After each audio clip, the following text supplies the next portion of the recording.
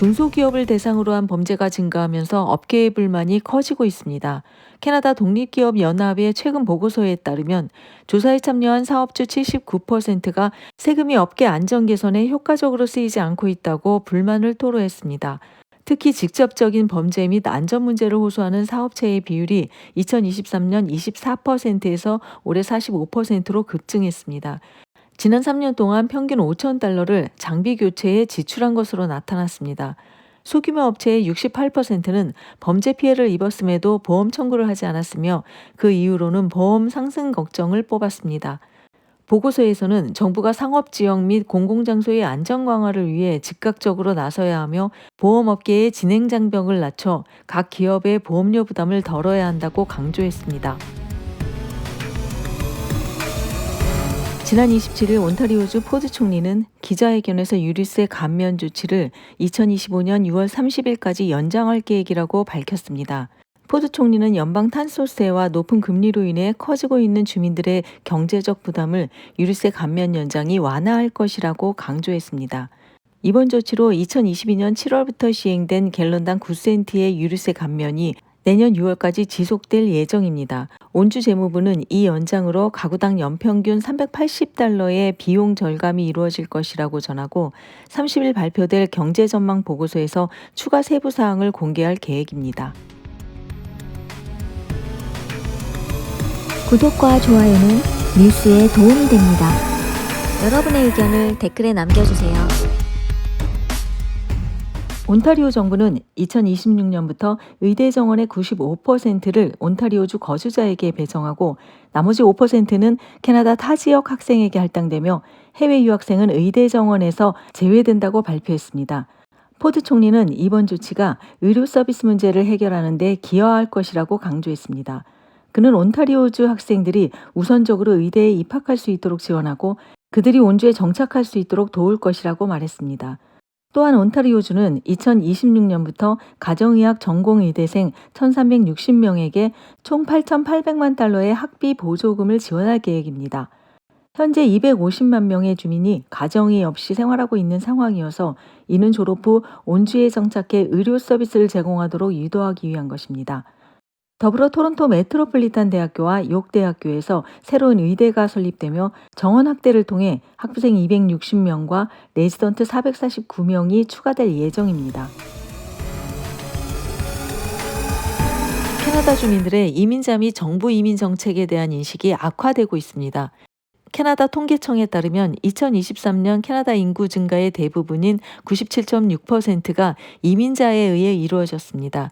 또한 엠바이로닉스 연구소의 최근 조사에 따르면 응답자의 58%가 캐나다 정부가 너무 많은 이민자를 받아들이고 있다고 응답했으며 이러한 부정적인 인식은 지난해에 비해 14%나 증가했습니다. 이런 이민자에 대한 부정적인 인식은 1977년 조사 시작 이후 최근 2년간 가장 빠르게 증가하고 있으며 이러한 변화는 경제와 주택 문제에 대한 우려 때문이라고 분석했습니다. 또한 응답자 35%는 적응하지 못하는 이민자들에 대한 범죄율이 증가하고 있다고 말했으며 이민자로 인한 공공재정 악화가 더욱 심각해지고 있다는 의견도 있습니다.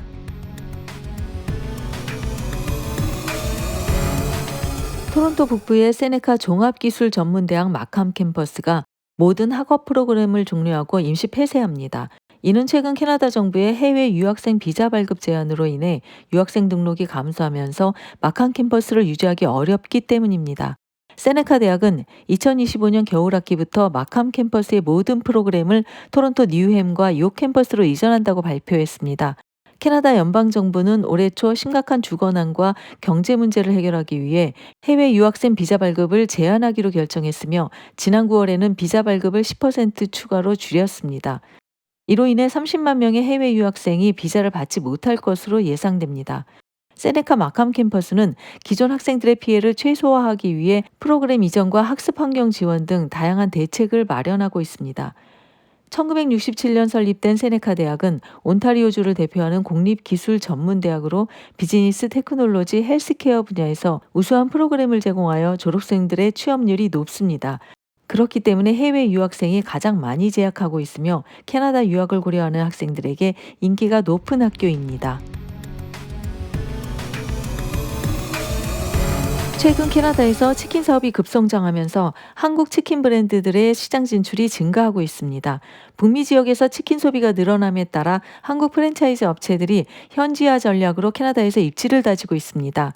한국의 주요 치킨 프랜차이즈인 BBQ 치킨, 교촌, 페리카나, 네네치킨 등이 캐나다의 주요 도시에서 매장을 확대하고 있고, 특히 페리카나 치킨은 소닐 등 대도시에서 새 매장을 열어 한국식 치킨의 맛을 알리고 있습니다. 교촌 치킨 역시 밴쿠버에 첫 매장을 열었으며 본격적인 캐나다 진출에 나섰습니다. BBQ 치킨은 전국적으로 매장을 확대하고 있습니다.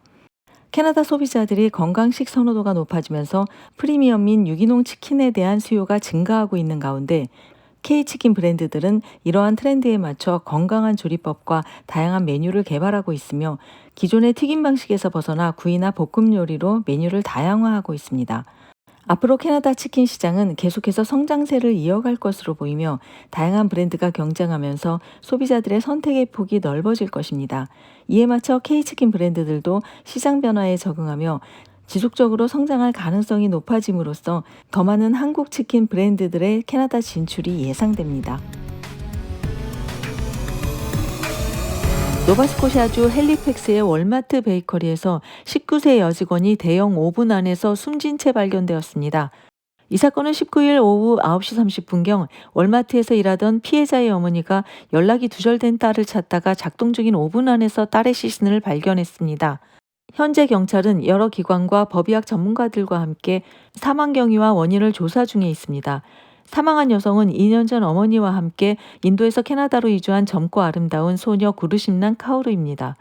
현재 부모의 동의를 얻어 고펀드미를 통해 모금 운동이 진행 중에 있으며 27일 기준으로 약 20만 달러가 모였습니다. 이 기금은 인도에 있는 아버지와 형제를 장례식에 초대하고 유가족을 지원하는 데 사용될 예정입니다.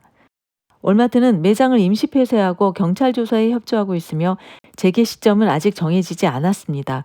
만약 이 사건이 사고라면 월마트의 안전관리에 대한 우려도 커지고 있습니다. SNS에서는 직원이 대형 오븐 안에서 발견된 이유에 대한 여러 추측과 오븐이 작동 중인 상태에서 직원이 어떻게 그 안에 들어갔는지에 대한 의문도 제기되고 있습니다. 경찰은 유가족에게 추가적인 고통을 주지 않도록 근거 없는 추측과 소문 확산을 자제해달라고 당부했습니다.